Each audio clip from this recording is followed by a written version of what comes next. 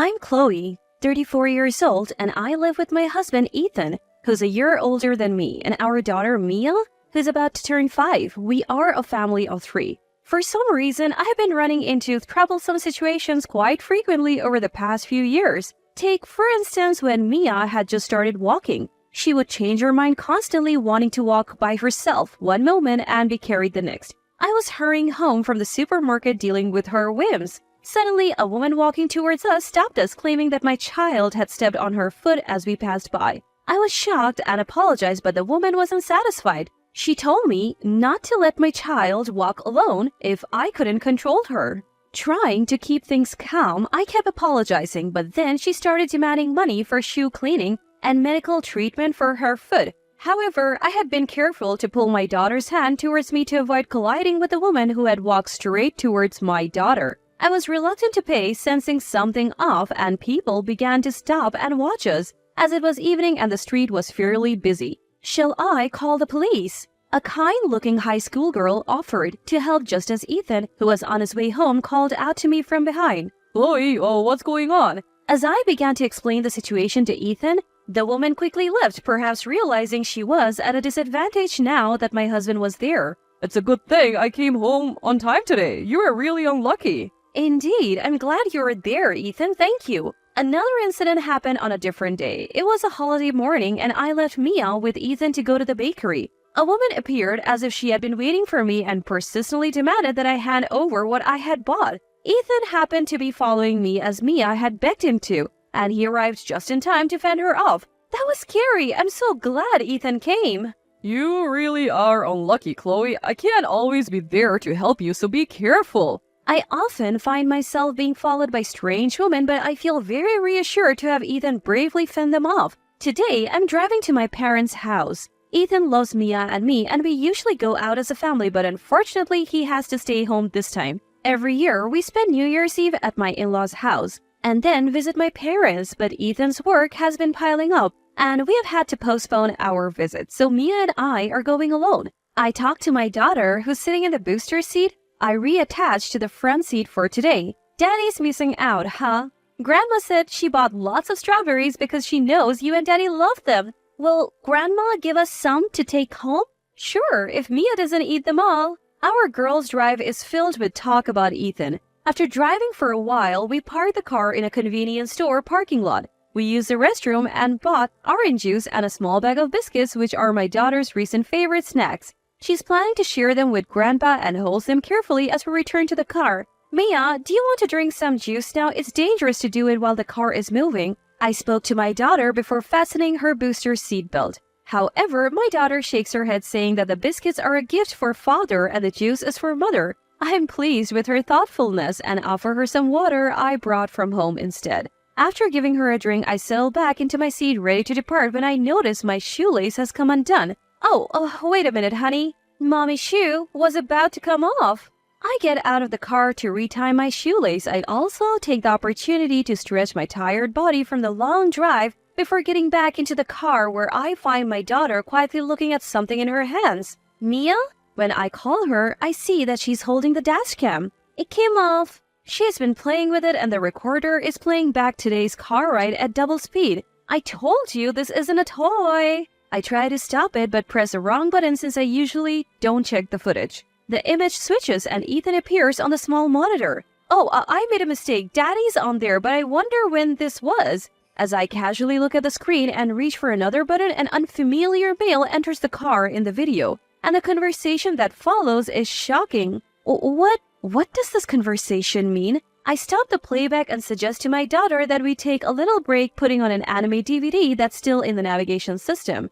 After confirming that she's happily watching her favorite anime, I nervously play the dashcam footage again, listening to the conversation between Ethan and an unknown male on a day he was supposed to be at work. After watching everything, I change our destination from my parents' house to the nearby police station and rush there. A surprised police officer checks the dashcam footage with me and advises that it's not yet time to take action, but suggests that I take the matter seriously and take refuge at my parents' house for a while. I'm told to consult them if anything changes, and I head to my parents' house with an unsettled heart, Originally, we planned to stay for 2 nights to coincide with my daughter's preschool, but after explaining the situation to my parents, we continue to stay. As the days go by, messages from Ethan pile up, but I follow my father's advice and don't respond. Once everything is ready, I time it for when Ethan should be home from work and call him. I tell him I have something to discuss and invite him to a restaurant owned by a friend of my father's, which we have reserved for the evening. Good evening. Ethan opened the door to a restaurant where only a reserved sign is displayed and seems a bit relieved when our eyes meet. But he soon seems puzzled that it's just my father and me and our daughter isn't with us. He takes a seat at my father's urging, but there's no sign of any staff and even water isn't served. The strange atmosphere seems to make Ethan a bit nervous and he looks around the restaurant. I have no room to notice such things, and with a voice that's almost trembling, I say to Ethan, "Please, divorce me." What? Ethan, suddenly confronted with a demand for divorce, shows confusion and refusal, apparently having no idea why. A divorce? What's going on all of a sudden? Did I do something? I have no idea what you're talking about. I already feel fear just facing Ethan like this, and I can't look him straight in the eye. But I've asked my father to watch over us as much as possible, as I want to talk to Ethan myself to make him understand. Feeling my father's watchful gaze, I pull my mobile phone out of my pocket. Can you look at this? The dashcam footage from the car is displayed on it. Ethan starts watching the video with a puzzled look, and when he realizes what it is, he falls silent. In the quiet restaurant, the conversation between Ethan and an unknown male plays from the mobile phone. You really don't have to hit her. Just threaten her a bit and she'll easily get scared. What if you really hit her? Don't worry, you can do that. I'll join you later and invite you to dinner. So just approach her in the family restaurant's parking lot. When Chloe takes out her mobile phone or you grab her collar, I'll run in like I just arrived. Ethan in the recording occasionally smiles but continues to talk seriously. This man who is instructing an unknown male to attack my daughter and me, and even planning the scenario where he comes to our rescue, is my husband sitting right in front of me. Realizing this again, I finally start to tremble. Moreover, from the conversation, I understand that this wasn't the first time my husband had instructed someone to harass us. In fact, the strange women who had bothered us before were also sent by Ethan, all part of a scheme to raise his own stock by conveniently rescuing us in our time of need. Recently, we had started to get used to being harassed by women, even imitating Ethan's method of repelling them, so now he had sent a man to save us from even greater fear, apparently to further boost his reputation. From the footage, I knew that the plan was for the day we were to return from our visit, so we had been staying at my parents' house all this time. Ethan finishes watching the video in silence, then rests his chin on his hand deep in thought. Seeing that he doesn't move, my father quietly opens his mouth. Do you have anything to say? Then Ethan slowly lifts his face and lets out a thin sigh. Chloe, what are you trying to do by creating this video?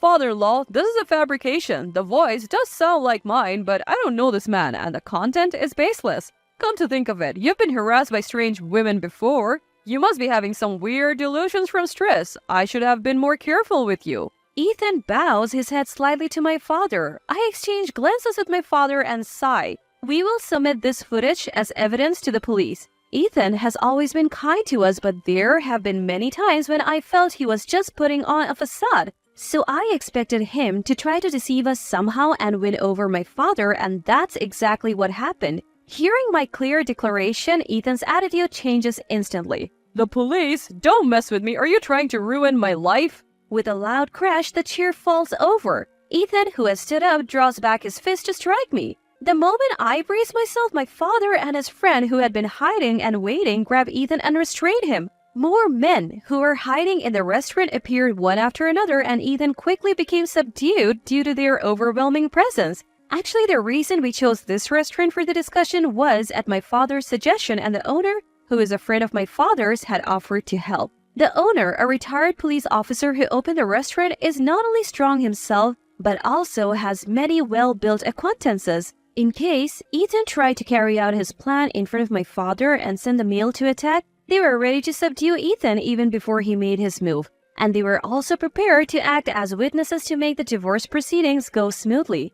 I am truly grateful to everyone who helped me, as I had never been subjected to violence before and wouldn't have been able to respond on the spot. Afterward, Ethan, surrounded by my father's friends, reluctantly signed the divorce papers I presented to him, unable to resist or deceive any longer. I later reported Ethan's behavior during our discussion to the police, but contrary to my expectations, their response was slow. Since I wasn't actually hit and the only evidence of Ethan's planned scheme was the dashcam footage, and it was also an attempted crime, there was no satisfactory result from the consultation. Given the difficulty of explaining the victimization and the fact that it was an incident between a married couple, I was unable to obtain a satisfactory result from the consultation, even though I was able to get a divorce. Furthermore, I was given the runaround, having to explain the same situation to different officers and finally being told to consult at the police station in my home jurisdiction. Completely worn out, I gave up and decided to return to my parents' house. As I was about to open the door to my parents' house in despair, I was pulled back with great force. Stumbling and turning around, I found Ethan standing there. If you do just come back, everything will be back to normal. I won't tolerate any more selfishness. Ethan forcefully pulled me, trying to get me into his car. As I shouted and resisted desperately, my mother, suspicious of the noise, came out to see what was happening. Then Ethan, noticing her, went into the house without even looking at her and tried to take our daughter. As my daughter and I were about to be forcibly shoved into the car and we resisted along with my mother, a neighbor must have called the police and an officer arrived. But Ethan, either already enraged or unafraid, struck the approaching officer, trying to calm him down. As a result, he was arrested for assault, violent behavior, and obstruction of law enforcement. And we had to visit the police station again that day to explain the situation. Although we were released immediately, Ethan would probably be in police custody for about 10 days. So I hurriedly arranged the move I had been planning and applied for personal information protection at the city office. My parents also decided to give up their home, whose location was known, and move to a rental property owned by my grandfather. Thus, a series of events that unexpectedly came to light with Ethan's arrest finally settled down. Ethan initially claimed during the investigation that he wanted to protect my daughter and me, that he wanted to be our hero, but the woman he had sent to harass us denied this when questioned. They said it was all part of his self-promotion. Ethan, the youngest of 6 siblings, apparently had rarely had things go his way since he was little. That's why after getting married and starting a family,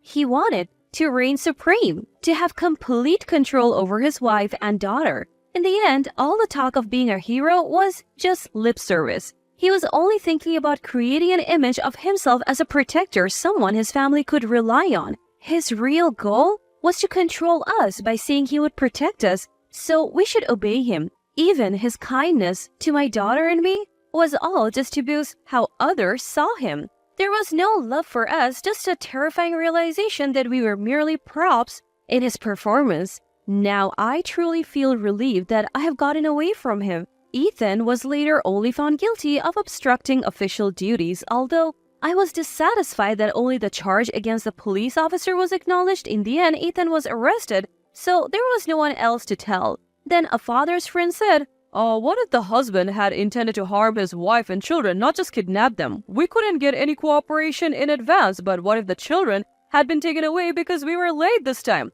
What if another incident occurred while we were passing the buck? Are we going to ignore something that could be prevented if no actual harm has occurred?